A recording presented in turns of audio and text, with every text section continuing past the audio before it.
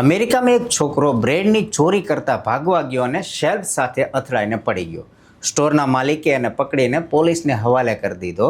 પોલીસે એને બીજા દિવસે કોર્ટમાં રજૂ કર્યો હતો. જજ સાહેબે એવું પૂછ્યું કે છોકરા તે ચોરી શા માટે કરી?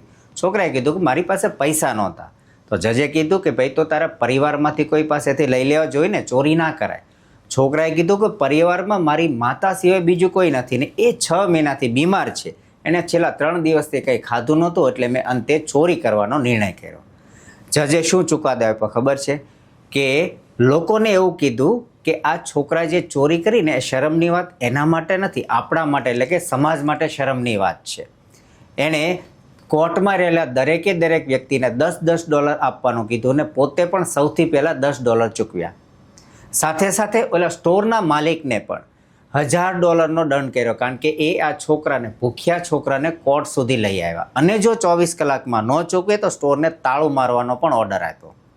મિત્રો, ચાણક્યએ એવું કીધું હતું કે જે સમાજમાં કોઈ ભૂખ્યો માણસ રોટલીની ચોરી કરે ને, તો એ ચોરી એ વ્યક્તિ માટે કલંકિત નથી, સમાજ માટે કલંકિત બાબત છે.